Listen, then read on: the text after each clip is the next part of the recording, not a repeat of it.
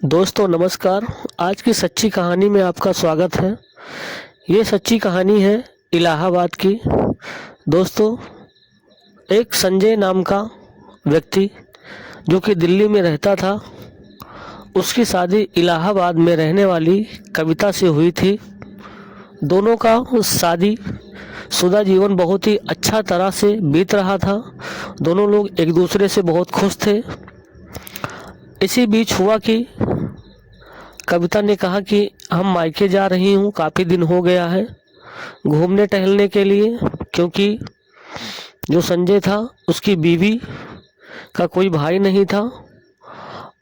उसके ससुर का भी देहांत हो गया, तो चूँकि वो एक फैक्ट्री में काम करते थे, बस ससुराल में संजय के साली रहती थी, जो कि संजय के साढ़ू के साथ में ससुराल में ही रहती थी और संजय की सास रहती थी। इस तरह से इनके ससुराल में पूरी फैमिली थी। तो जब संजय की बीवी ने घूमने के लिए कहा तो संजय ने कहा कि ठीक है, घूम आओ। तो ये घूमने के लिए इलाहाबाद चली आई अपनी माँ के पास। तो लगभग 1 महीने तक रहीं। फिर संजय ने कहा कि अब आप चले आओ, काफ़ी समय हो गया, यहाँ पर भी बच्चों को देखना रहता है, स्कूल जाना रहता है। चूँकि इनके पास 2 बेटे थे, उसमें छोटे बेटे को अपने साथ में लाई थी जो कि 3 साल का था, और एक बेटा इनका 10 साल का था जो कि दिल्ली में ही था। तो इस पर कविता ने कहा कि मम्मी कह रही हैं कि तुम भी चले आओ, घूम जाओ। इस तरह से फ़ोन को पकड़ा दिया। तो संजय की सास भी कहने लगी कि दामाद जी आप भी चले आइए, घूम जाइए। तो इस पर संजय कहते हैं कि ठीक है, मैं समय निकाल के आऊँगा। तो उसके अगले ही दिन संजय भी आ जाते हैं। इस तरह से जो संजय की साली होती हैं, उनकी ननद, इत्तेफाक से वो भी आई हुई थी। उनके पास भी 2 साल का बेटा था जो कि देखने में काफ़ी हैंडसम और एक मस्त औरत थी, जो कि अपने यौवन अवस्था में थी। इस तरह से जब संजय की ननद को जब संजय ने देखा और संजय की ननद ने संजय को देखा, संजय ने अपनी साली की ननद को देखा, तो दोनों लोग एक दूसरे को आंखों ही आंखों में दिल दे बैठे और एक दूसरे के हो जाने के लिए उतावले हो गए। इस तरह से दोनों की कहानी वहाँ से शुरू होती है। लेकिन मामला ये रहता है कि अब घर में संजय की सास भी रहती हैं, उनकी बीवी भी रहती है और साली भी रहती हैं। दोनों को एक दूसरे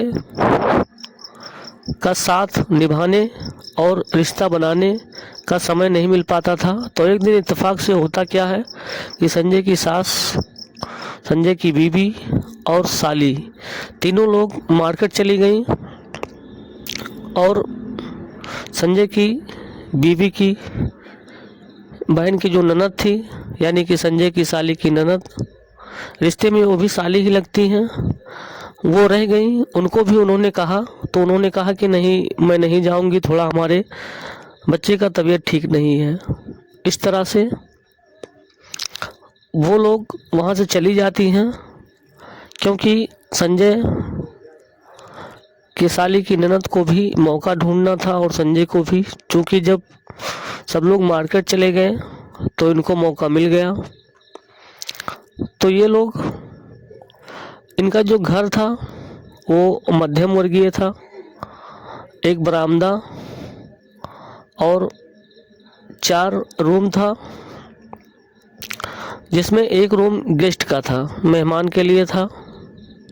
तो ये लोग जब यहाँ चले आए तो संजय की साली की जो ननद थी उनका बच्चा रोने लगा तो संजय ने कहा कि साली जी दूध पिला दीजिए। तो उन्होंने कहा कि हाँ, लगता है कि बच्चा मेरा भूखा है।